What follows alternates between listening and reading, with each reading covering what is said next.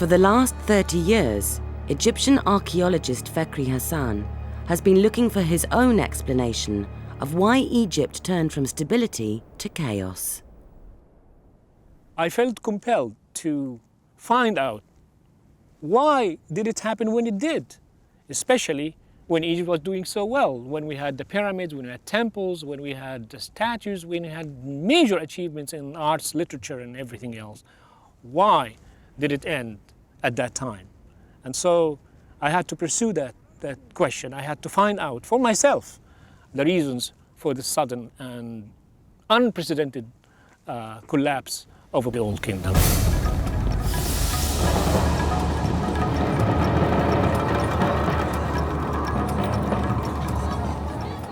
Fakhri Hassan has always challenged orthodoxy. The conventional wisdom is that the Old Kingdom fell apart after the death of a pharaoh, and the battle for succession caused a major political conflict.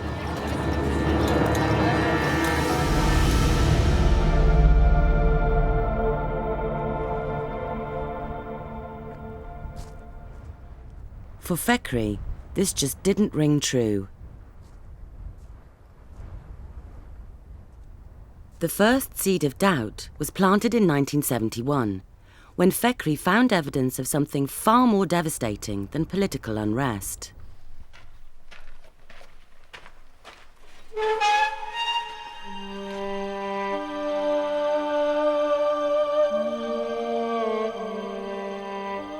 This little-known tomb in southern Egypt has an astonishing story to tell.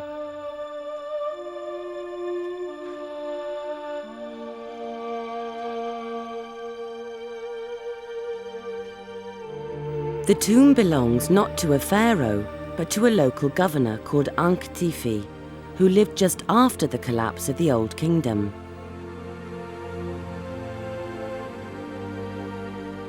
For me personally, it's an incredible find. This is a remarkable tomb. This is one of the most outstanding tombs in all of Egypt.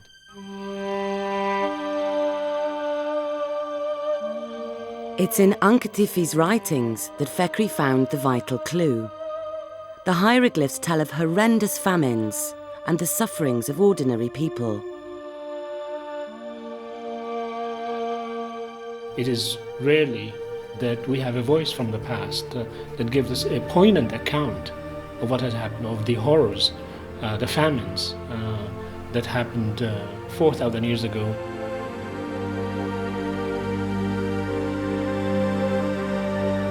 And to have them reported in such a concise and clear fashion is unprecedented.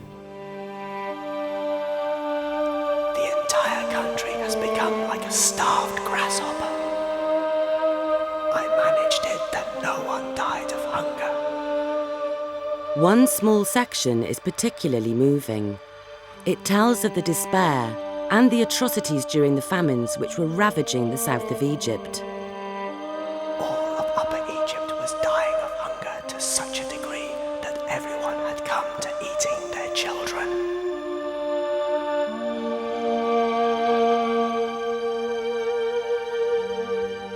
For Fakhri, the writing on the wall was far too powerful to be ignored.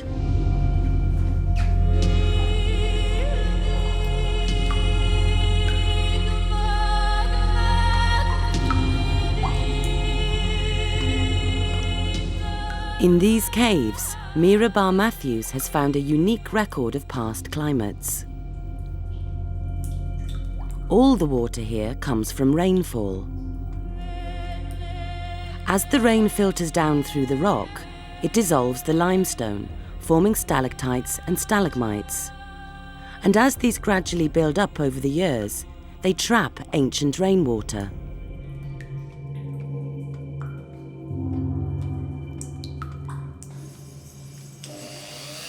Mira has discovered a way of calculating rainfall thousands of years ago by taking tiny samples of the stalactites. The ancient rain contains two different types of oxygen, a light one and a heavier one. If there is more of the light type, it was a very wet period. More of the heavy one means it was dry.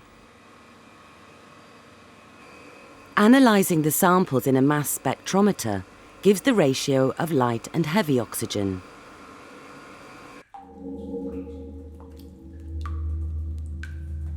Mira had been analysing stalactites stretching back over thousands of years when she got to one sample 4,200 years old.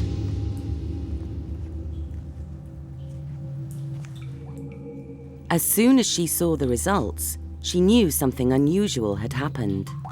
The striking finding was that there is a very important change in the amount of rainfall that was in this area.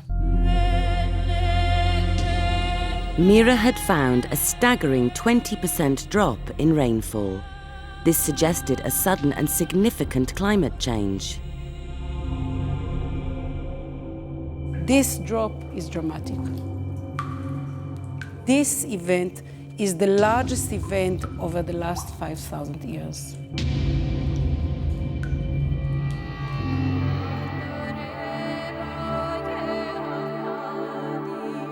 Even though Egypt and Israel have different weather systems, this finding was very exciting. Rapid climate change was the culprit Fekri had been searching for. He believed it was the prime suspect in the catastrophe that destroyed the Old Kingdom. The reason why this powerful civilization disintegrated at the height of its glory.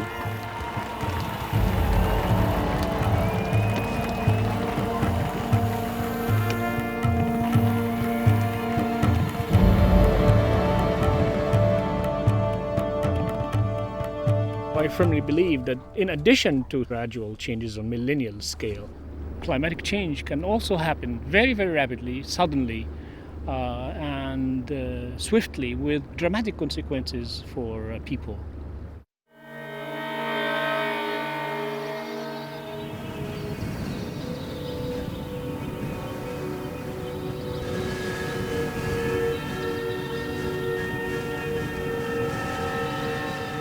But because abrupt climatic events happen very rapidly, within a few decades, they can influence the livelihood of people, causing famines and droughts.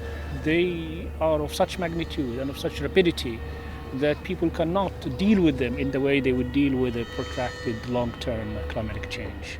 The bogs of Ireland. Slices of trees from these bogs contain a record of climate stretching back over 7,000 years.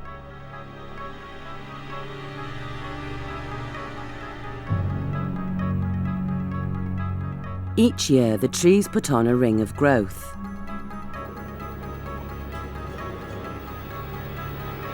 During the good years, those growth rings are thick. In bad years, so small they can be hard to measure. When Mike Bailey measured the tree rings in one particular sample, something made him sit up and take notice.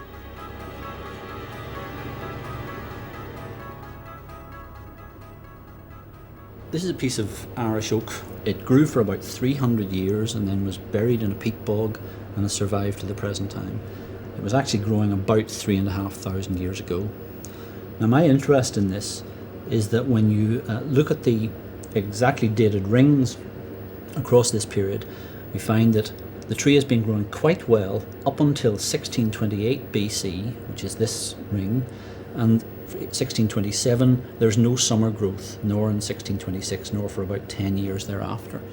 And these are the narrowest rings in the entire life of this tree, and clearly it's the worst growth conditions that this tree had seen in its lifetime. The trees can't tell us exactly what happened, but the logic is that they were probably responding to increased coldness or increased wetness, or possibly both. And the thing about wetness on a peat bog is that if you raise the amount of water in the peat, raise the water table, you're likely to cover up the roots of the trees and affect them in that way. So I certainly became interested in whether this environmental downturn, probably involving cold and wet, was due to the eruption of Thera.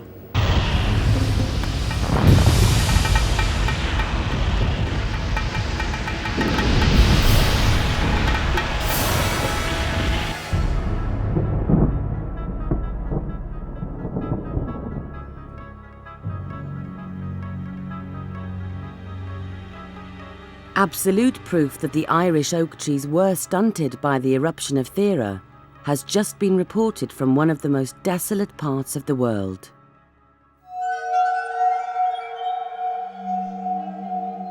The ice sheets of Greenland have built up over thousands of years from annual layers of snow. As the snow falls, anything lingering in the atmosphere is swept up and locked into the ice. Sulfur from volcanic eruptions is trapped as sulfuric acid. The snow that fell 3,500 years ago is now over 700 meters deep. When Danish scientists tested the ice at that level, they found a layer of sulfuric acid. Embedded in that acid layer were tiny shards of volcanic ash. The shards have just been chemically fingerprinted. The unpublished results have convinced the scientists that the ash came from Thera. I mean, it's fantastic news because what it gives us is the final link in the chain. What you've got is Thera linked to the acid in Greenland. The acid in Greenland is occurring at exactly the same time as this reduced growth in the Irish trees. So what you're seeing here are the direct environmental consequences of the eruption of Thera. And that is fantastic.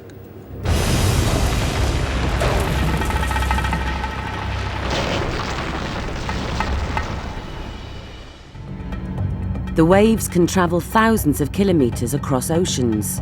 When they hit land, the results can be cataclysmic, as they were a century ago in Southeast Asia. Krakatau in Indonesia, 1883. 36,000 people killed by an eruption that was far less in intensity, less than half the intensity of this eruption here. Those people were killed by tsunamis.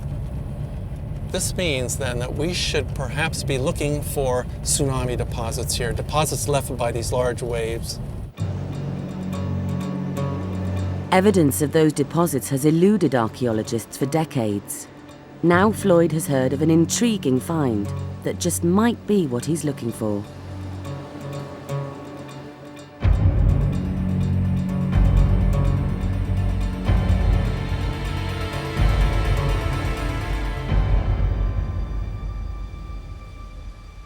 In 1997, a team of geologists came to this saltwater marsh. They drilled deep down into the ground and removed a core of mud. Back at a laboratory in Britain, one of the team started sifting through the core.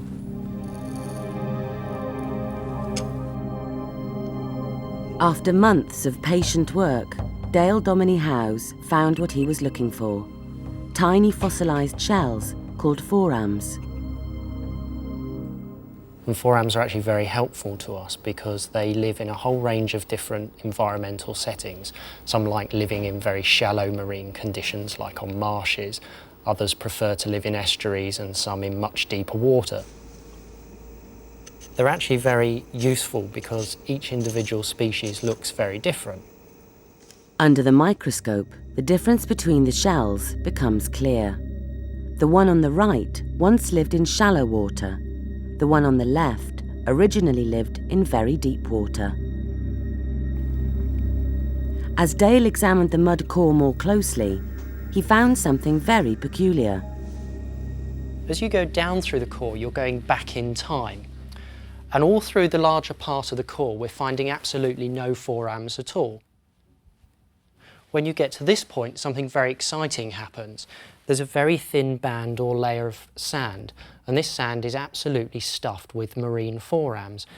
This type of forams found in the layer are fully marine and come from much deeper water offshore. This means something very unusual happened here. A very unusual, high-energy event that's brought these deep water species from offshore into the marsh. So I suspect that this is actually the signature of a tsunami that's flooded into the marsh.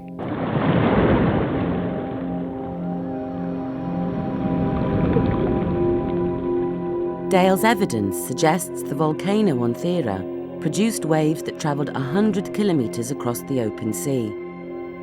Their effect would have been felt right along the northern coast of Crete, but most of all at harbour towns like Palekastro.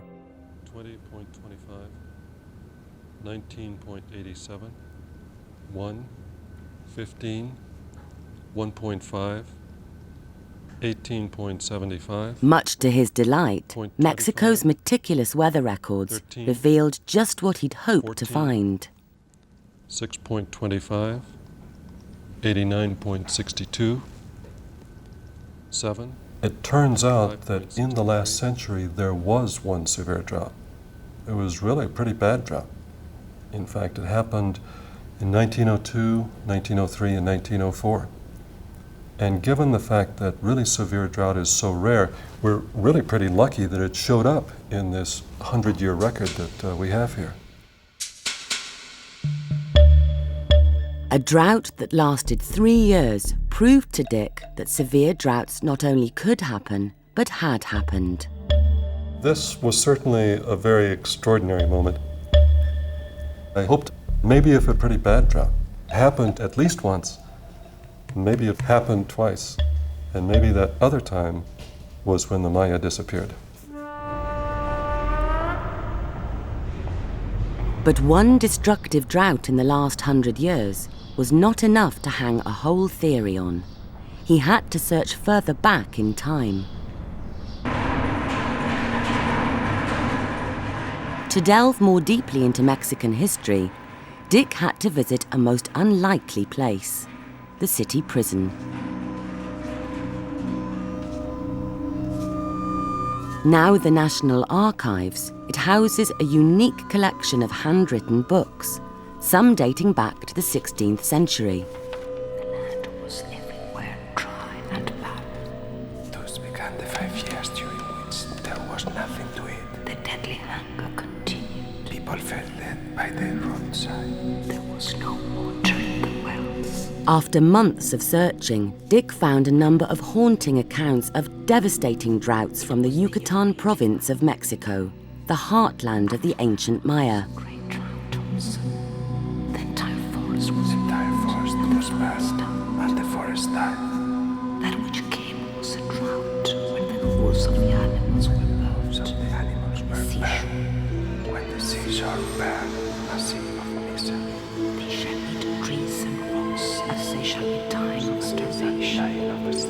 Seated on their beds, These reports that are contained in these books here are reports made by the Spanish colonial authorities to their superiors in Mexico City or in Madrid. And this one, for example, that I found is a plea for help from the authorities in Yucatan. The crops had been very bad in the year 1795. They were running out of grain, and they were very much afraid that the terrible death that they had seen so often in the past was going to repeat itself again. So they say, send help now. Dick was now certain that he was on the right track.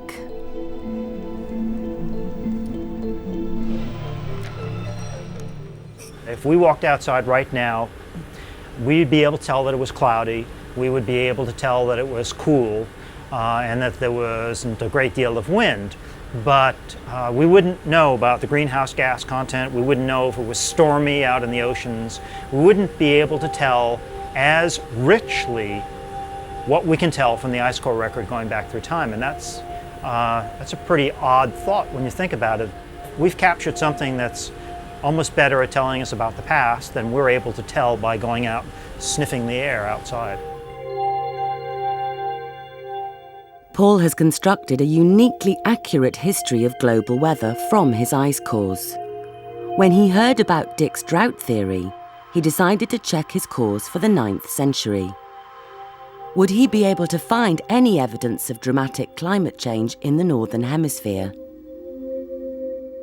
First thing that we looked at was our record of ammonium. And ammonium is a chemical that gets up into the atmosphere, which tell us whether or not there was a lot of vegetation in the Northern Hemisphere. If there's a lot of vegetation, one assumes it was probably warm and wet.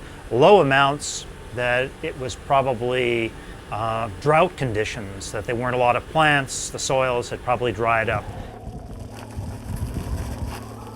And when he looked at the ice that was 1,200 years old, he was astonished.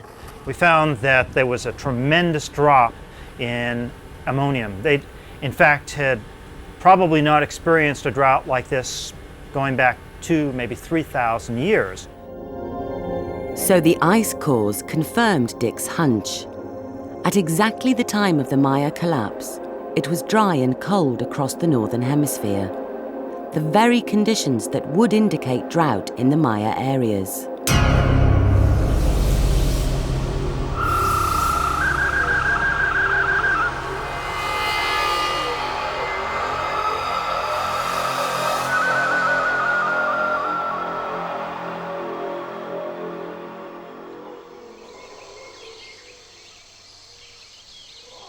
But archaeologists remained unconvinced. If there had been such a severe drought, why was there no record of it in the Maya's own chronicles? The Maya carvings tell of great battles, of ruling dynasties and all-powerful gods, but on drought they are silent.